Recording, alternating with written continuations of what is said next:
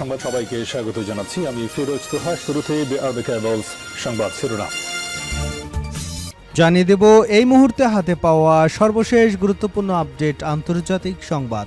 শুরুতেই থাকছে আওয়ামী লীগের কার্যক্রম নিষিদ্ধের বিষয়ে যা বলল যুক্তরাষ্ট্র। প্রিয় দর্শক, আপনারা জানেন বিচার শেষ না হওয়া পর্যন্ত বাংলাদেশে আওয়ামী লীগের সকল ধরনের কার্যক্রম নিষিদ্ধ করা হয়েছে। এ বিষয়ে মার্কিন পররাষ্ট্র দপ্তর জানিয়েছে গণতান্ত্রিক প্রক্রিয়া এবং মত প্রকাশের স্বাধীনতাকে সমর্থন করে যুক্তরাষ্ট্র। এবারে জানাবো আবারও পাল্টাপাল্টি কড়া পদক্ষেপ নিয়েছে ভারত পাকিস্তান। দুই দেশই জানিয়েছে গুপ্তচর বৃত্তির অভিযোগে পাল্টাপাল্টি কূটনৈতিককে বহিষ্কার করা হয়েছে। বুধবার ভারতের সংবাদ মাধ্যম দ্য হিন্দুর এক প্রতিবেদনে এ তথ্য জানা গেছে। এদিকে কর্নেল সুফিয়াকে সন্ত্রাসীদের বোন বললেন বিজেপির মন্ত্রী।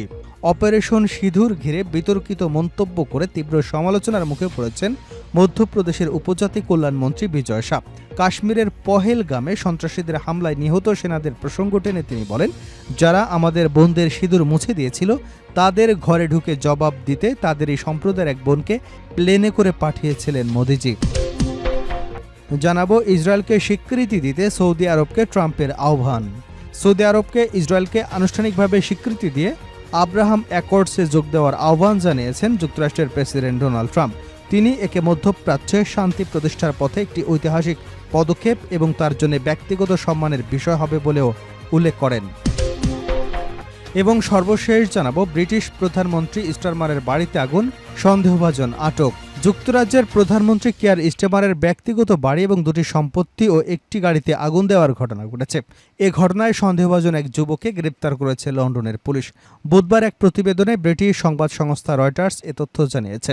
এতক্ষণ শিরোনাম শুনছিলেন, এবার বিস্তারিত। প্রিয় দর্শক, আপনি যদি এই চ্যানেলে নতুন হয়ে থাকেন, ভিডিওটি দেখতে দেখতে চ্যানেলটি সাবস্ক্রাইব করে আমাদের সঙ্গে থাকুন। আর এই ভিডিও সম্পর্কে আপনি আপনার মূল্যবান মতামতটি কমেন্ট বক্সে জানিয়ে দিন।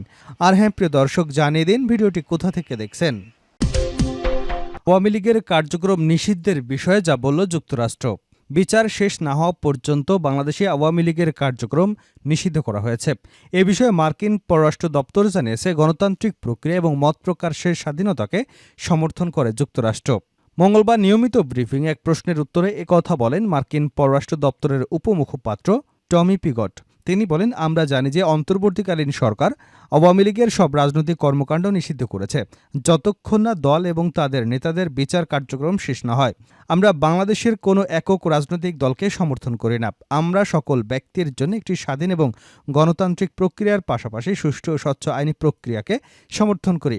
টম পিগট আরও বলেন, আমরা বাংলাদেশসহ সব দেশের প্রতি আহ্বান জানাই তারা যেন মত প্রকাশের স্বাধীনতা, শান্তিপূর্ণ সমাবেশ এবং সব সংগঠনের স্বাধীনতাকে সম্মান করে।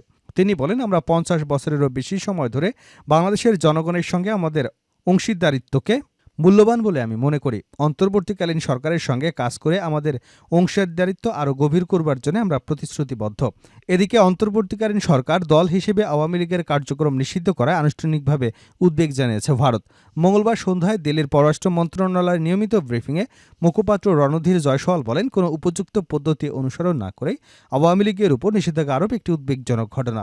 বিভিন্ন অপরাধমূলক কর্মকাণ্ডে জড়িত থাকার যথেষ্ট তথ্য প্রমাণ থাকায় আওয়ামী লীগ এবং এর অঙ্গ ও সহযোগী সংগঠনের যাবতীয় কার্যক্রম নিষিদ্ধ করা হয়েছে। সোমবার বিকেলে রাষ্ট্রপতির আদেশক্রমে স্বরাষ্ট্র মন্ত্রণালয়ের সিনিয়র সচিব নাসিমুল গনি স্বাক্ষর করা এই সংক্রান্ত প্রজ্ঞাপন জারি করা হয়েছে। এদিকে আওয়ামী লীগের রাজনৈতিক কার্যক্রম নিষিদ্ধের প্রজ্ঞাপনের পর সোমবার রাতেই দলটির নিবন্ধনও স্থগিত করেছে নির্বাচন কমিশন। আবারও পাল্টাপাল্টি কড়া পদক্ষেপ নিয়েছে ভারত পাকিস্তান। দুদেশই জানিয়েছে গুপ্তচর বৃত্তির অভিযোগে পাল্টাপাল্টি কূটনৈতিককে বহিষ্কার করা হয়েছে। বুধবার ভারতের সংবাদ মাধ্যম দ্য হিন্দুর এক প্রতিবেদনে এ তথ্য জানানো হয়েছে। প্রতিবেদনে বলা হয়েছে, ভারতের পাকিস্তান হাইকমিশনের একজন কর্মীকে গুপ্তচর বৃত্তির অভিযোগে বহিষ্কারের একদিন পর পাকিস্তান ইসলামাবাদে ভারতীয় হাইকমিশনের একজন কর্মচারীকেও বহিষ্কার করেছে। ভারতের পররাষ্ট্র মন্ত্রণালয় পাকিস্তান হাইকমিশনের একজন কর্মকর্তাকে পার্সোনা নন গ্রাটা ঘোষণা করে তাকে গুপ্তচর বৃত্তির অভিযোগে বহিষ্কার করে। এই সিদ্ধান্ত পাকিস্তানের চার্জ দ্য অ্যাফেয়ার্স সাদ ওয়ারাইসকে একটি ডিমার্সের মাধ্যমে জানানো হয়েছে। এতে ওই কর্মচারীকে 24 ঘন্টার মধ্যে ভারত ত্যাগ করতে বলা হয়। হিন্দুস্তান টাইমস জানিয়েছে, পাঞ্জাবের 2 ব্যক্তির গ্রেপ্তারের পর এমন পদক্ষেপ নেওয়া হয়েছে। তাদের বিরুদ্ধে পাকিস্তান হাইকমিশনের একজন কর্মচারীর সঙ্গে গুপ্তচর বৃত্তির অভিযোগ রয়েছে। পাকিস্তানের পররাষ্ট্র মন্ত্রণালয় এক বিবৃতিতে জানিয়েছে, ইসলামাবাদে ভারতীয় হাইকমিশনের একজন কর্মচারীকে তার বিশেষ মর্যাদার সঙ্গে সামঞ্জস্যহীন কার্যকলাপে জড়িত থাকার জন্য পার্সোনা নন গ্রেটা ঘোষণা করা হয়েছে। তাকে 24 ঘন্টার মধ্যে পাকিস্তান ত্যাগ করতে নির্দেশনা দেওয়া হয়েছে। মঙ্গলবার ভারতীয় চার্জ দ্য অ্যাফেয়ার্সকে পররাষ্ট্র মন্ত্রণালয় ডেকে এই সিদ্ধান্ত জানানো হয়। পাঞ্জাব পুলিশ গত 11 মে ঘোষণা করে যে তারা গুপ্তচর বৃত্তির অভিযোগে 2 ব্যক্তিকে গ্রেপ্তার করেছে, যারা নয়াদিল্লিতে পাকিস্তান হাইকমিশনের একজন কর্মচারীর সঙ্গে যুক্ত ছিল।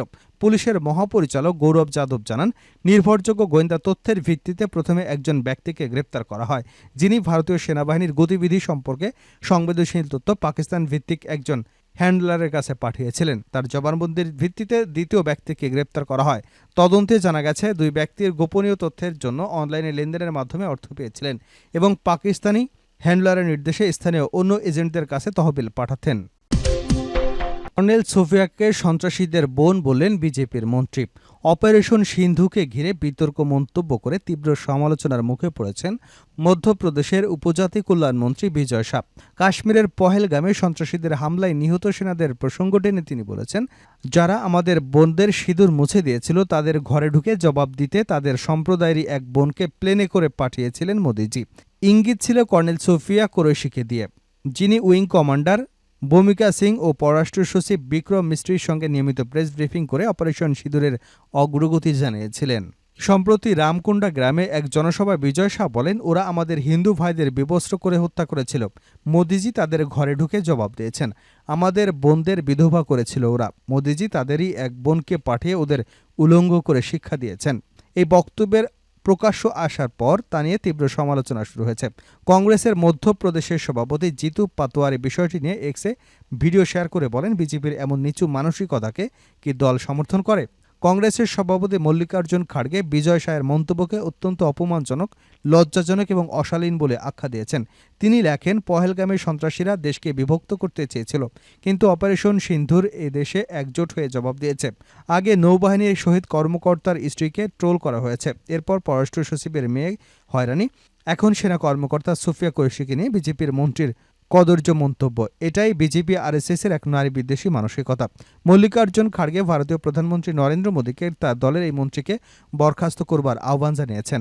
তীব্র সমালোচনার মুখে নিজের বক্তব্যের ব্যাখ্যা দিয়েছেন বিজয় শাহ। তিনি বলেছেন, আমার কথা অন্যভাবে দেখবেন না। আপনাদের যেভাবে মনে হচ্ছে আমি তা বলিনি। ওনারা আমাদের বোন, সাহসের সঙ্গে সেনাবাহিনীর সঙ্গে কাজ করে যাচ্ছেন। তবে কংগ্রেসের দাবি শুধু স্পষ্ট করলেই চলবে না, এ ধরনের মন্তব্য করা একজন মন্ত্রীকে বরখাস্ত করা উচিত। ইসরায়েলকে স্বীকৃতি দিতে সৌদি আরবকে ট্রাম্পের আহ্বান। সৌদি আরবকে ইসরায়েলকে আনুষ্ঠানিকভাবে স্বীকৃতি দিতে আব্রাহাম অ্যাকর্ডসে যোগ দেওয়ার আহ্বান জানিয়েছে যুক্তরাষ্ট্রের প্রেসিডেন্ট ডোনাল্ড ট্রাম্প। তিনি একে মধ্যপ্রাচ্যে শান্তি প্রতিষ্ঠার পথে একটি ঐতিহাসিক পদক্ষেপ এবং তার জন্য ব্যক্তিগত সম্মানের বিষয় হবে বলে উল্লেখ করেছেন। বুধবার এক প্রতিবেদনে এ খবর দিয়েছে দ্য এক্সপ্রেস ট্রিবিউন। মঙ্গলবার রিয়াদে অনুষ্ঠিত সৌদি মার্কিন বিনিয়োগ ফোরামে ভাষণ দেওয়ার সময় ট্রাম্প সরাসরি সৌদি যুবরাজ মোহাম্মদ বিন সালমানের প্রতি আহ্বান জানান, যিনি ওই ফোরামের প্রযুক্তি উদ্যোক্তা ইলন মাস্কের পাশে আসন গ্রহণ করেছিলেন। ট্রাম্প বলেন, আমার দৃঢ় প্রত্যাশা, আকাঙ্ক্ষা এবং এমনকি স্বপ্ন সৌদি আরব শিগগিরই আব্রাহাম অ্যাকর্ডে যোগ দেবেন। এটি আপনাদের দেশের জন্য এক বিশাল মর্যাদার বিষয় হবে এবং মধ্যপ্রাচ্যের ভবিষ্যতের জন্য অত্যন্ত গুরুত্বপূর্ণ। প্রথম মেয়াদে ট্রাম্পের মধ্যস্থতায় স্বাক্ষরিত আব্রাহাম অ্যাকর্ডসের মাধ্যমে সংযুক্ত আরব আমিরাত, বাহরাইন, সুদান এবং মরক্কো ইসরায়েলের সঙ্গে সম্পর্ক স্বাভাবিক করে, যদিও সৌদি আরব ব্যাপক সর্বোচ্চ চাপ প্রয়োগ করা হবে। ট্রাম্প আরও বলেন, আমি ইরানের তেল রপ্তানি শূন্যে নামিয়ে আনব। সময় খুব কম, তাদের এখনই সিদ্ধান্ত নিতে হবে। যদি ট্রাম্পের চলমান মধ্যপ্রাচ্য সফরে ইসরায়েল সফরের কোনো কর্মসূচি নেই, তবে তার বক্তব্যে স্পষ্ট, এই অঞ্চলের কূটনৈতিক তিনি দ্বিতীয় মেয়াদেও সক্রিয় ভূমিকা রাখতে আগ্রহী। তবে গাজা যুদ্ধের কারণে ইসরায়েল সৌদি সম্পর্ক স্বাভাবিক করবার আলোচনা বর্তমানে স্থবির হয়ে আছে।